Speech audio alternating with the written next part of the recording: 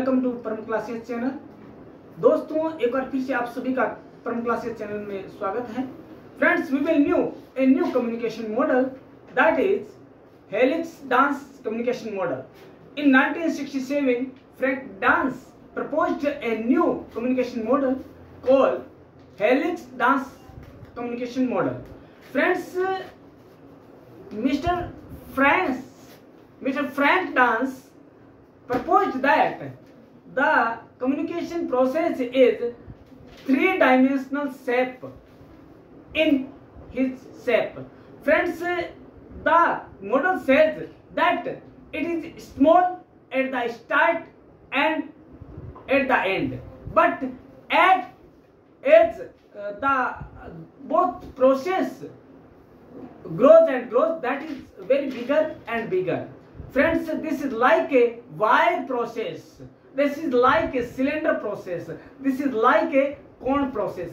Friends, helix model says that the feedback is depend on the relationship of sender and receiver. Friends, this model shows that the positivity of this model is the main component of a communication process. Friends, background of a person, thought, and the relation and coordination of a receiver and sender is depend on their background and their thoughts and their geographical situation.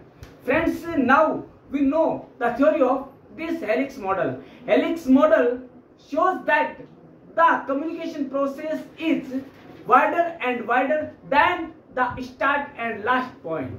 Friends, this model says that the starting point of communication and last point of communication is very smallest, but as that is grow and grow, it become wider and wider. Friends, this shape is like a dance shape, this is like a helix shape. Then so that the communication model called as the helix dance model. Friends, this model says that the communication process is harder, this is communication process difficult, not a easy process, because there are many steps, there are many points in this communication process where the relationships and the thoughts are very different from the original thoughts, because the sender and receiver are not only 2 points in communication process, because there are many other processes like message, like idea, like encoding, like channel, like media, like decoding, receiver. There are many types of language barriers, there are like many noises. But friends, this communication model is based on a simple helix model which gets bigger and bigger as this grow and grow. Friends, the model says that the communication process is depend on the thought and needs of receiver and sender. Friends, according to this model, the thought of sender and receiver impact and affect the feedback of communication. Friends, this model is based on only wire shape or helix or dance shape communication model.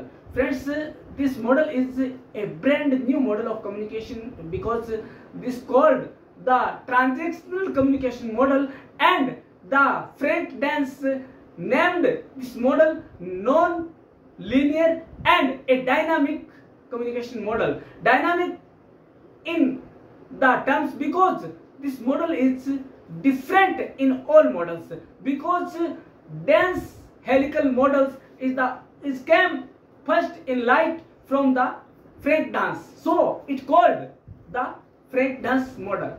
Friends, now we will know this model in Hindi also. दोस्तों, आज का जो हमारा इस classroom का जो model है, communication का मॉडल है, संचार का मॉडल है, वो है डांस हेलिक्स मॉडल। फ्रेंड्स, 1967 में 1967 में फ्रैंक डांस ने इसको इजाद किया। उनका मानना था कि इसकी शेप है एक सर्पाकार कुंडली के समान होती है। जैसे कि सर्प की कुंडली बहुत कठिन होती है कि ये कुंडली कैसे बनाई होगी, वैसे ही यह है दोस्तों।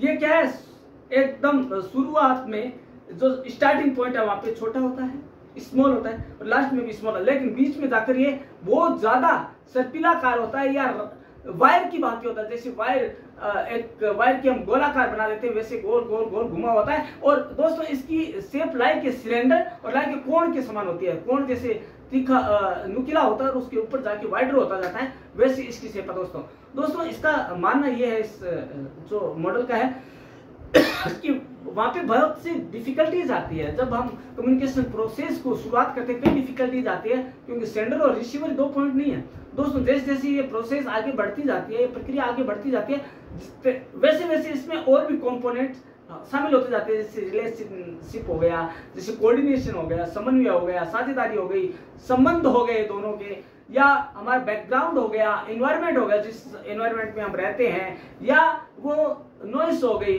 फीडबैक हो गई। बहुत से कंपोनेंट है जो इसे प्रभावित नहीं करते, जबकि इसकी फीडबैक को नेगेटिव और पॉजिटिव बनाने में बहुत हेल्प करते हैं। लेकिन इन दोनों में जो नेगेटिव होगा या पॉजिटिव होगा, इन दोनों की सोच और इनके दोनों की समझदारी प्लस इनके थॉट्स, विचार और इनकी जो आंतरिक समन्वय है या इनका संबंध है, वो दोनों बहुत महत्व रखते हैं। तो दोस्तों आज के इस मॉडल में हमने जाना कि डांस का हेलिकल मॉडल क्या है, और ट्रांजैक्शनल मॉडल भी है, और इसे डायनामिक मॉडल के नाम से भी जाना जाता है दोस्तों।